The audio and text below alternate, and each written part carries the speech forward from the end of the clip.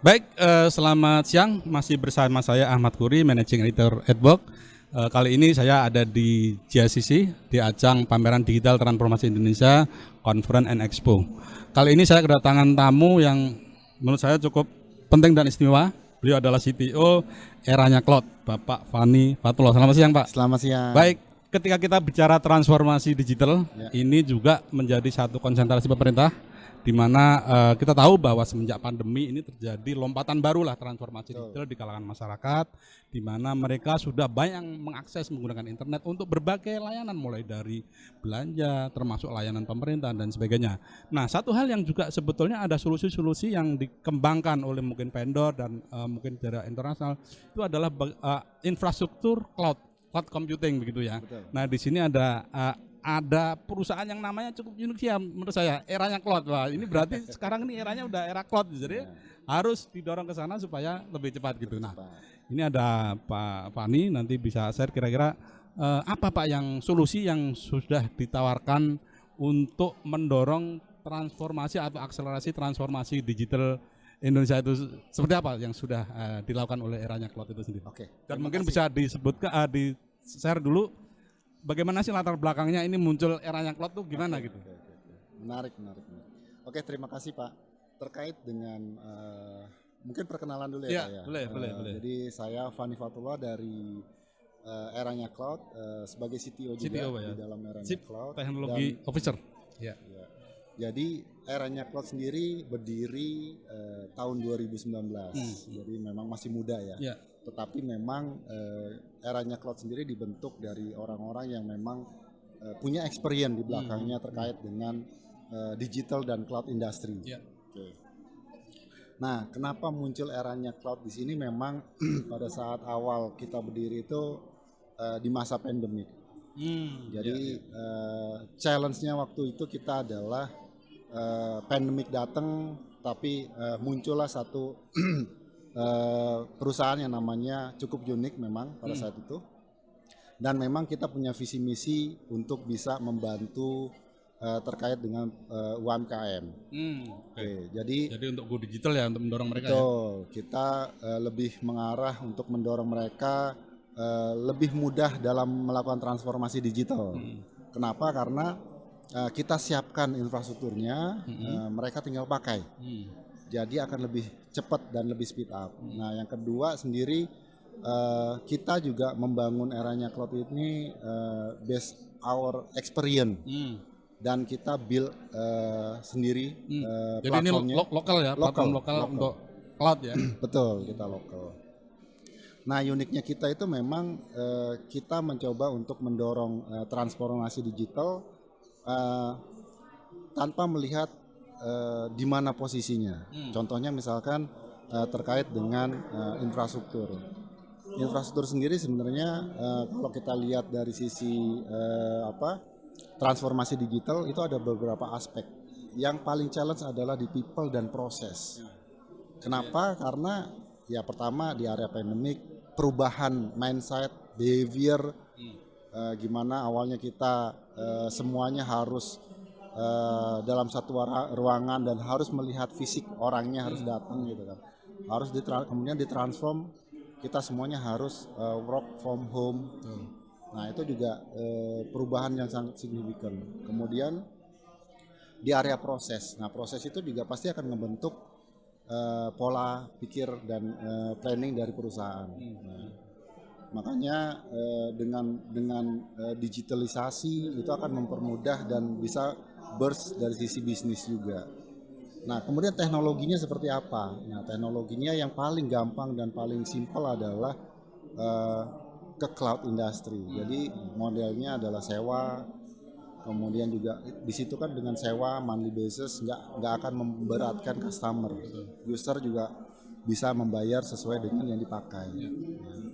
Kemudian uniknya kita adalah kita ada satu tim yang memang 24 jam standby.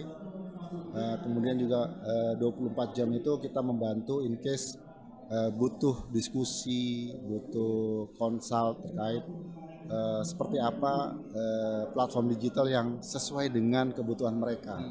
Nah itu juga kita bantu mereka juga Pak. Artinya akan ada identifikasi spesifikasi bisnisnya calon yang akan menggunakan ini kayak apa. Jadi Betul seperti Pak. itu ya. Betul Pak. Betul, Jadi Pak. kalau ini kembali solusi dan layanan apa yang bisa dilakukan atau diberikan oleh Eranya Eranya Cloud itu Cloud. seperti apa itu?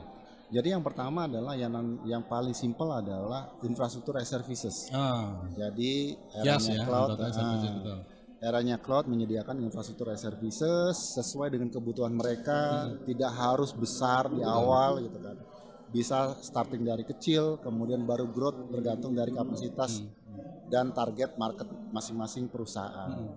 Nah dari situ kita kembalikan lagi aplikasinya seperti apa, itu akan kita ikutin secara infrastrukturnya.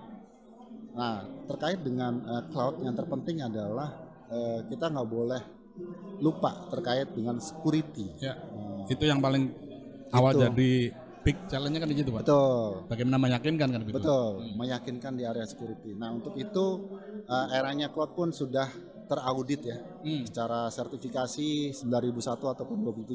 Betul. Dalam kurun waktu 2 tahun kita sudah dapat compliant itu Pak. Artinya Jadi sudah punya standar internasional untuk. Kita punya standar internasional dan yang tentu ada SLA-nya Pak ya untuk. Pasti. Dan secara infrastruktur kita punya SLA itu 999. Nah, jadi 999 ini jadi angka yang unik lah ya. Iya. Gitu.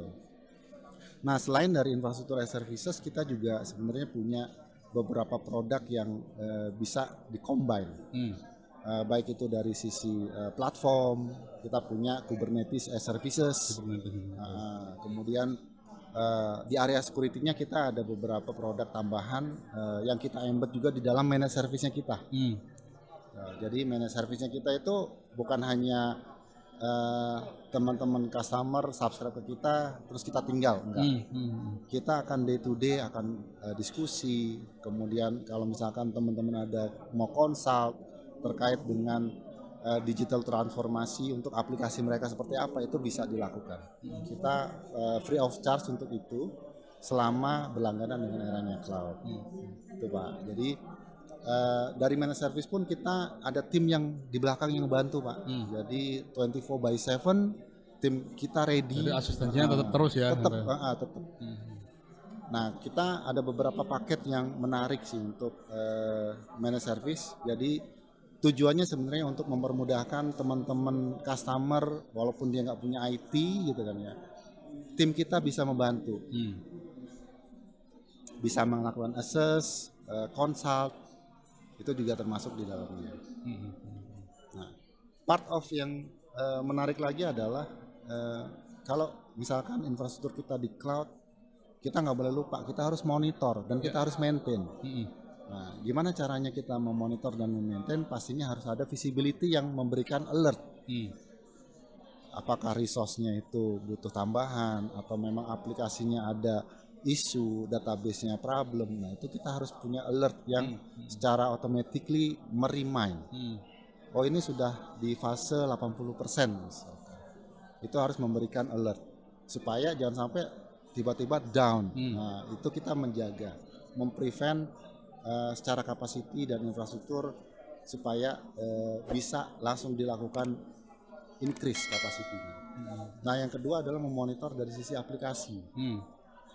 Nah Pak, maaf, untuk aplikasi ini saya sebagai pengguna misalnya sudah harus punya sendiri atau dari Eranya Cloud juga punya rekomendasi atau mungkin punya solusi aplikasi, karena cloud ini kan sebuah infrastruktur yang di awan gitu ya. Betul. Nah tadi ada infrastrukturnya, mungkin aplikasinya, mungkin IT security-nya juga sudah based on cloud kan tentunya kan. Betul, Nah, berarti betul. ada package itu Ada ya? package-nya, ada package-nya. Jadi kalau misalkan dibutuhkan satu package untuk sebuah aplikasi, kita siap untuk membantu. Dan kebetulan memang Eranya Cloud punya beberapa sister company yang memang fokus untuk di development application.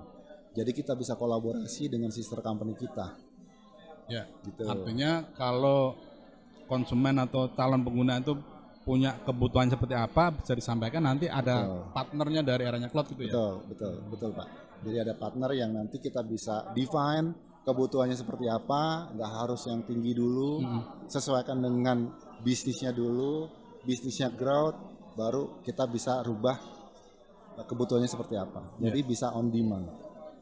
Pak, ini menarik menurut saya karena ini bisa memacu mendorong startup juga, UKM juga untuk bagaimana go digital, karena ini sudah menjadi satu kebutuhan untuk bagaimana meningkatkan daya saing dan juga bagaimana dia eksis di pasar gitu ya.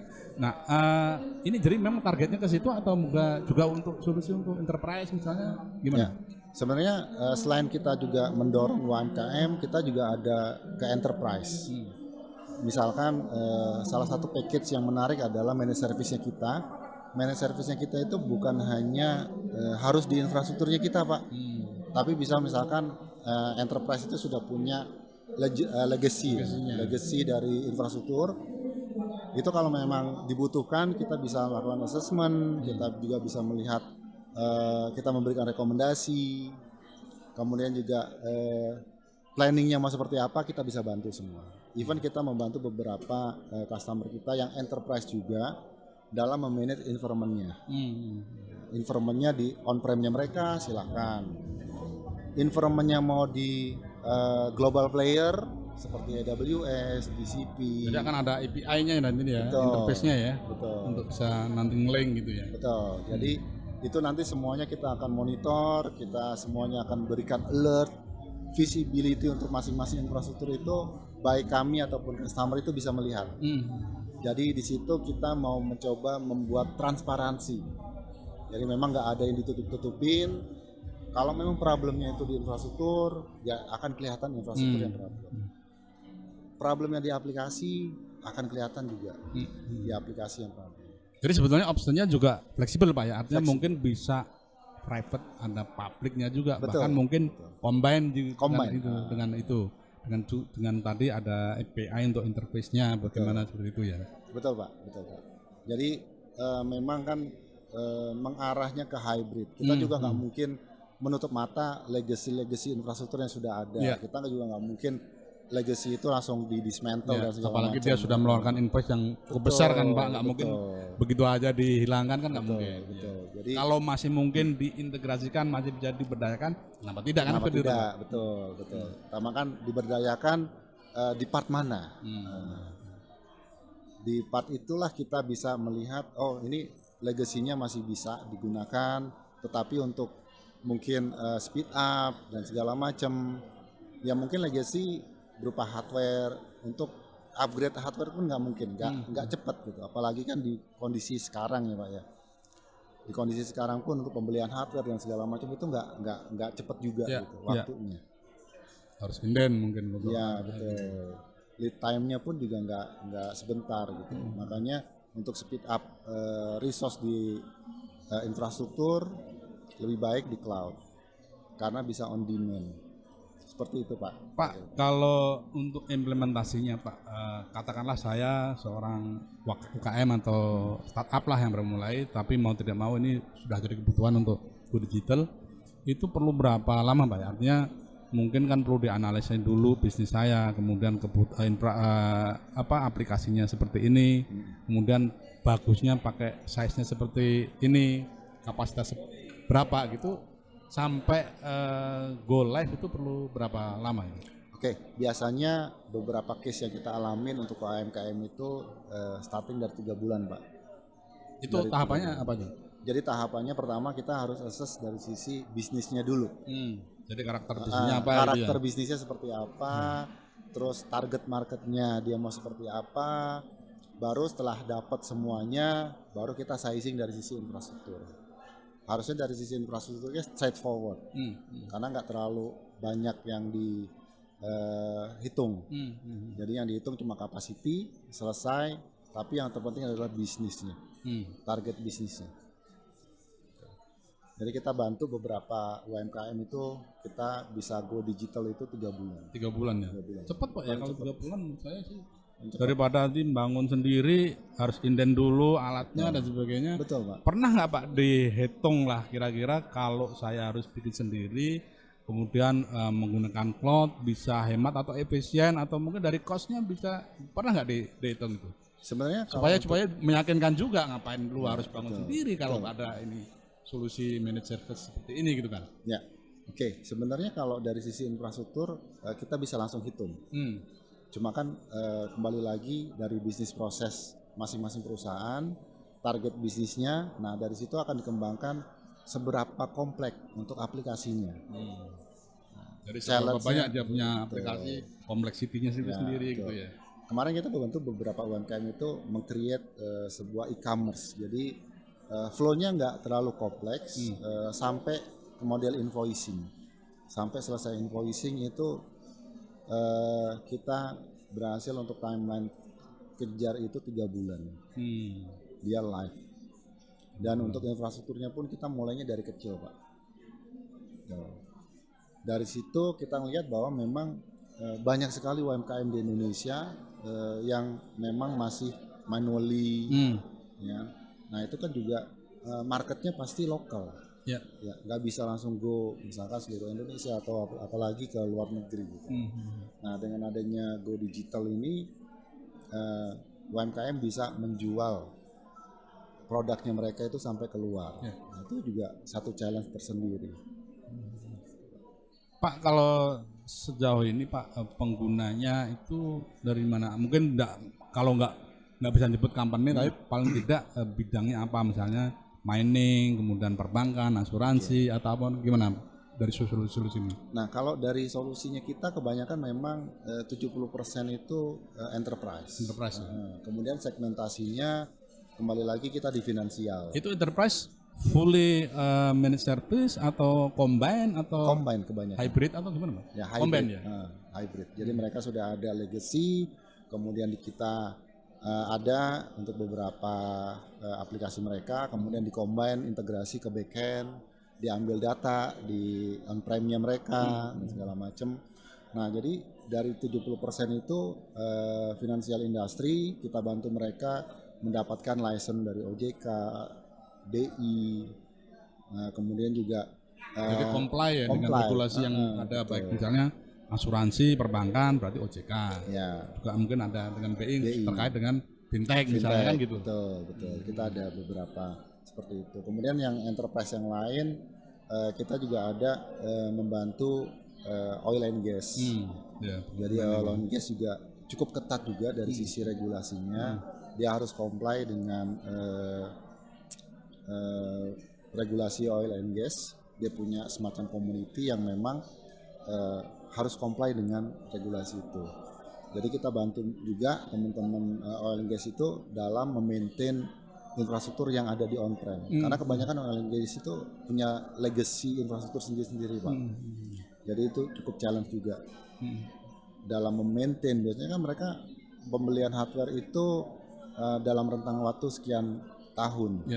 Cuma kan mereka harus mikirin kapasitinya mau seperti apa. Terus aplikasi apa aja yang harus mereka maintain. Nah hal-hal itu juga yang kita bantu teman-teman oil and gas ini dalam memaintain infrastruktur plus dengan reportingnya. Jadi reporting itu mereka bisa bawa in case ada audit mereka itu bisa dijadikan sebagai acuan. Pak, mungkin publik juga tahu bahwa tantangan awal ketika cloud ini ditawarkan adalah bagaimana keamanannya, security-nya gitu. Nah, sekarang ini gimana Bapak bisa berikan jaminan mungkin data saya itu taruh di mana? Ini kan produk lokal gitu Pak ya. Nah, ini kebetulan dulu juga dari awal BI itu mewanti-wanti ya katakanlah bagaimana data-data penting perbankan itu juga harus ditaruh di dalam negeri gitu. Jangan sampai apalagi kita tahu bahwa digital ini juga rawan juga. Transformasi digital ini juga sejalan juga dengan namanya kejahatan, ancaman kejahatan juga berbanding lurus kan gitu. Nah, artinya itu juga jadi challenge bagaimana bisa membangun trust gitu. Jadi gimana itu? Pertama yang kita lakukan adalah harus comply dulu dengan compliant untuk yang global, worldwide pastinya. Yang minimal adalah 27001. Itu pasti. Karena di situ adalah sistem keamanannya, pastinya dari auditor akan mengaudit kami sebagai penyedia infrastruktur. Nah, setelah itu comply, kembali lagi dari sisi aplikasi. Aplikasi itu dibangun seperti apa, terutama codingnya itu juga harus secure, harus mengikuti best practice dari masing-masing platform yang ada. Itu pasti penting banget. Nah, yang berikutnya adalah lebih kepada awareness. Jadi jangan sampai audit sekali lolos udahlah santai gitu kan. Nah, itu nggak boleh. Jadi harus kesenyambungan. Jadi terus-terusan harus kita monitor. Seperti itu. Nah, pastinya untuk memonitor dari sisi security juga kalau kita lihat juga kan nggak murah. Ya. Nah, untuk itu kita juga menawarkan Security-nya pakai global atau lokal juga, Pak? Karena kan kita tahu juga orang kita ini kadang-kadang kalau udah dengar produknya dari luar negeri apa gitu, wah padahal belum tentu juga kan gitu. betul. Apalagi juga sebenarnya ada ketentuan mengenai TKDN juga kan. Ya, Gimana itu? jadi sebenarnya untuk security pun kita toolsnya memang masih menggunakan produk luar. Tetapi memang people-nya yang memang yang menganalisa itu. Dan mungkin ada sentuhan-sentuhan lokalnya ya. Ada sentuhan lokalnya ada. Cuma memang persentasenya masih belum besar dibanding dengan infrastrukturnya kita. Ya. Tuh, jadi kita lebih melihat bahwa tools yang kita pakai itu hanya ya sebagai tools, sebagai alat bantu untuk menganalisa keseluruhan dari infrastruktur atau aplikasi. Tetapi again untuk verifikasi, untuk validasinya itu harus butuh people. People itulah yang kita totally semuanya Indonesia. Kalau arahnya klub, jaringannya udah di mana aja, Pak? Kalau kita sekarang ini 2 lokasi, Pak. Jadi yang pertama kita ada di Tier 4. Tier 4 data center dan yang kedua adalah Tier 3 data center. Itu backupnya di lokasi yang berbeda. Ya. Jadi kenapa kita punya 2 lokasi? Sebenarnya vice versa. Misalkan mainnya di Tier 4, DR atau backupnya bisa di Tier 3-nya kita. Atau kebalikannya. Iya. Jadi 2 site ini kita bisa fungsikan aktif-aktif. Dan berarti mirrorless, Pak, ya. Ketika satu down, otomatis yang satu sudah langsung on. Iya, betul. Dan itu sudah dilakukan ini, Pak, Ya. tes penetrasinya atau seperti apa gitu. Oke, yang pertama dari sisi infrastruktur kita sudah dilakukan tes melalui audit 27001 itu satu. Terus yang kedua, customer kita kebanyakan financial industry. Ya, krusial juga itu, Pak. Ya, itu setahun minimum 1 kali mereka melakukan drill. Jadi mereka melakukan testing terkait dengan layanan kita juga kan sebagai disaster recovery, apakah itu working atau enggak. Di situ kita kelihatan kalau kita bicara disaster recovery, 2 poin yang paling penting. Teman-teman juga harus tahu bahwa harus punya parameter RPO dan RTO. Itu penting. RPO itu lebih kepada recovery point objektif, berapa lama data yang demand dengan yang di RD itu ada perbedaan. RTO-nya itu lebih kepada servicesnya up, itu berapa lama. 2 poin itu harus ada pada saat meng-create sebuah proposal atau apapun, RPO dan RTO.